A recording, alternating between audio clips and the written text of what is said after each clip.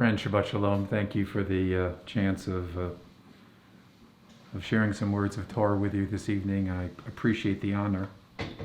My children are getting older. My daughter just turned 34. My son just turned 31. And the other day I was rummaging through old papers and I discovered, and I have it here, I don't know if you'll be able to see it, a copy of my daughter's Florida certification of immunization from 1993.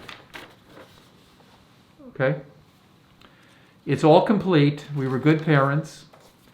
All 5 doses of the polio vaccine, 2 doses of the MMR vaccine, 5 doses of the pertussis vaccine. And here is what is amazing. The state laws of Florida require these vaccinations. And I checked, is that still the case? Here is Florida statute from 2021. Thank goodness there's something called the internet where you can look at these things. Here is the Florida statute at this very moment. Immunization shall be required for poliomyelitis, diphtheria, rubella, pertussis, mumps, tetanus, and other communicable diseases as determined by the rules of the Department of Health, State of Florida. That was the case when I was growing up in upstate New York. There was no controversy. Never heard of someone pushing back, nothing. If you didn't have it the first day of school, you were not allowed in class. It makes sense, doesn't it? My children went to a conservative Jewish day schools. And a direct question was asked by the national head of the conservative Jewish day schools. It's called the Solomon Schechter movement. It was asked in 2005 to rabbinic authorities. And the question simply was, must students attending Jewish day schools be vaccinated? Now, here's the context of the question. To be a Jew is to live within the framework of Jewish values and laws.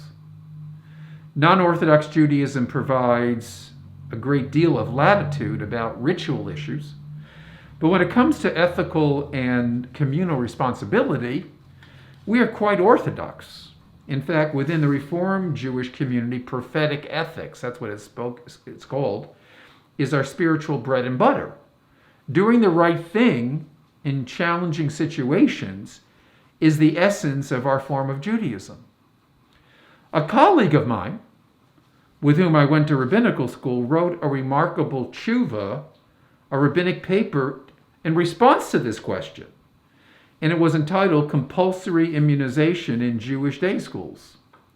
And it deals not just with institutions requiring a vaccination, but the question is, are parents required in their role as parents to vaccinate their children from the standard childhood diseases? This has nothing to do with COVID-19. This is way before anyone had any idea about COVID-19. So don't get COVID-19 involved in this.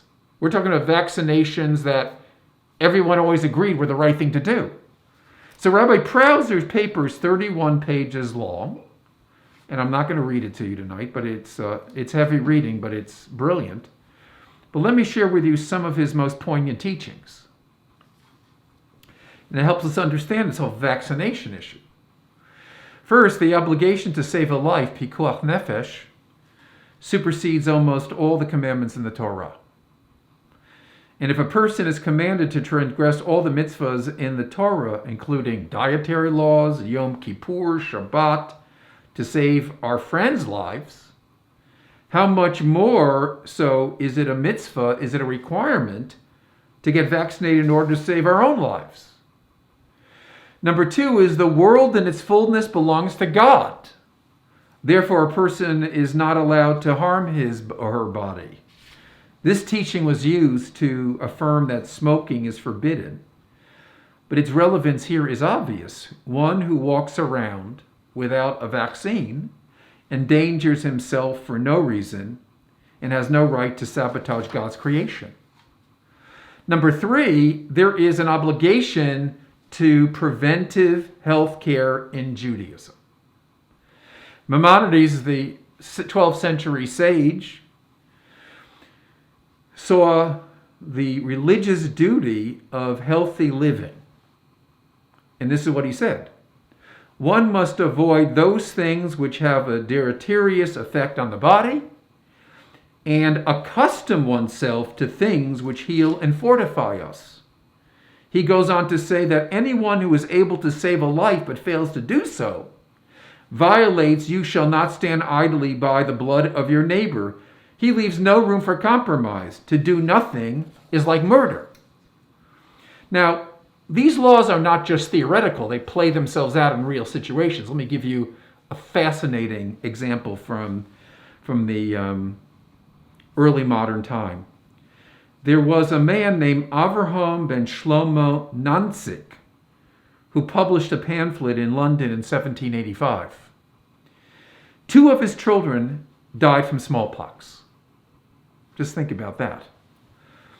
In the aftermath, he passionately advocated before Jenner's safe vaccine, which is the basis of our smallpox vaccine, he advocated for variolation, which involved the deliberate infection of patients with cowpox causing a mild form of the disease, but resulting in immunity to smallpox upon recovery. He saw in this method the fulfillment of the mitzvah. You shall guard your souls very much. You're supposed to protect your own life. The obligation to self-preservation. He also wrote, and this is something that you'll be familiar with in terms of current discussion, he wrote that we do not take into consideration 1 in 1,000 who died from a smallpox inoculation. And I quote, "We do not eliminate such a great benefit for the sake of such a tiny minority." In other words, God forbid someone's allergic to the vaccine. I mean, that happens. But that shouldn't stop us from having a vaccine if 1,000 people are going to benefit from it. Rabbi Nachman of Bratslav, one of the great Hasidic masters, wrote, "We must be exceedingly careful about the health of children, especially while they are still small. One should in no way be lax in this manner. One must vaccinate every baby against smallpox before the age of 3 months. For if he does not do so, he is like one who sheds blood. And even if one lives far from the city, one must travel there even if the season is very cold." Here's a fascinating story. In 1896, a Jew named Henry Levy was arrested in London for refusing to vaccinate his son on the grounds that it was against his religion.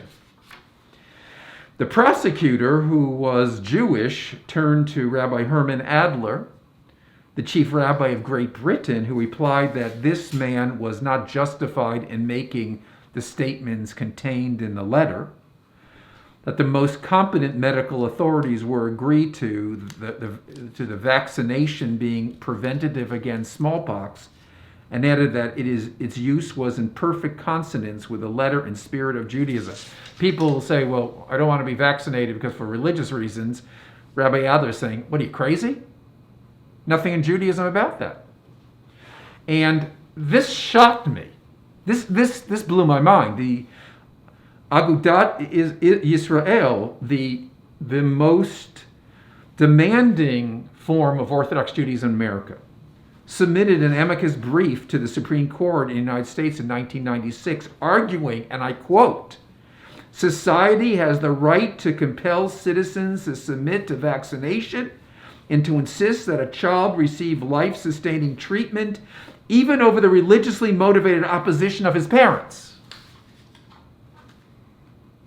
Okay, I don't want to leave out the Reformed Jews. Quote, "Jewish tradition would define immunization as part of a mitzvah of healing and recognize it as a required measure, since we are not entitled to endanger ourselves or the children with whom we are responsible. There is no valid Jewish religious grounds to support the refusal to immunize as a general principle." Now, I'm sorry, I did too much studying for this sermon, but all these interesting quotes kind of create this kind of religious tapestry that makes my point. What is Judaism teaching us? Let's summarize it. Using what I said and what Rabbi Prauser says in his brilliant paper. First, preservation of life and health is a primary obligation in Jewish law. Number two, we are obligated not merely to preserve our own health, but to intervene with the life-saving measures when others are in mortal danger. Number three, we have an additional obligation to identify foreseeable dangers to the public health and safety, and to act effectively to remove all such hazards. Number four, parents have primary religious and moral duty to protect their children from danger and disease with the most effective and appropriate means at their disposal. Number five, infectious childhood diseases and therefore potential carriers of these diseases represents a life-threatening hazard endangering countless potential victims. It's not just that you're going to get the disease, but you can give someone else a disease.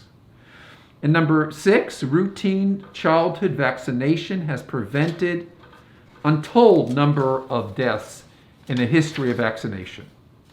And thus, by submitting to vaccination, a child secures personal immunity from a disease and is removed as a source of a contagion to others, thus safeguarding the health of classmates in close contact. So Rabbi Prauser at the very end he answers the question. Yes, every Jewish child in a Jewish day school is obligated to be vaccinated, and it's the right of the school to make that demand on the parents. Unequivocally based not on opinion, but on thousands of years of Jewish tradition. The jump to COVID-19 is obvious. What is true for childhood vaccination is certainly true for COVID-19 vaccination. I believe that this vaccine mandate in general should be a requirement of our own New Reformed Temple Religious School, and that a COVID-19 vaccination should be included in that requirement. Friends, if we ignore Jewish tradition in this matter, I'm not certain what we would adhere to in Jewish tradition. And I would hope that our synagogue would be guided by these Jewish traditions when it comes to this issue or many other moral and safety issues that we confront. When it comes to life and death, there is no room for compromise. We ignore these teachings at our great peril. Thank goodness I'm part of a religion that advocates science, self-preservation, and communal responsibility. Shouldn't all of us want to embrace the wisdom of our tradition when it comes to life and death? I pray that is so. Shabbat Shalom.